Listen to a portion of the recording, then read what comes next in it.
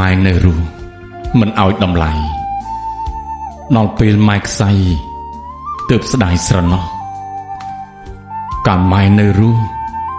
កូនមិនគិតសោះឥឡូវយំខ្សោះនៅមុខភ្នោម៉ែកាលម៉ែនៅរស់កូនមិនមើលថែឥឡូវស្ដាយម៉ែស្ដាយបានការអ្វីកាលម៉ែនៅរស់មិនឲ្យតម្លៃម៉ែคล้ายជាដីទើបមកយំស្ដាយពេលម៉ែនៅរស់កូនស្រែកដាក់ម្ដាយមិនដែលខ្វល់ខ្វាយអារម្មណ៍ម៉ែទេកូនខ្លះទុកម៉ែដូចជាខ្ញុំគេកូនខ្លះហ៊ានជាមើលងាយព្រះរស់ម៉ែមានជីវិត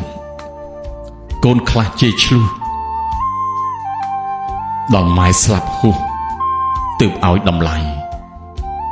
កាលម៉ែនៅរស់ឃ្លាននំចំណីកូនប្រុសកូនស្រី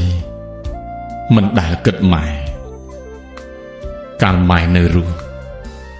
គ្មានកូនមកក្បែរឥឡូវអត់ម៉ែ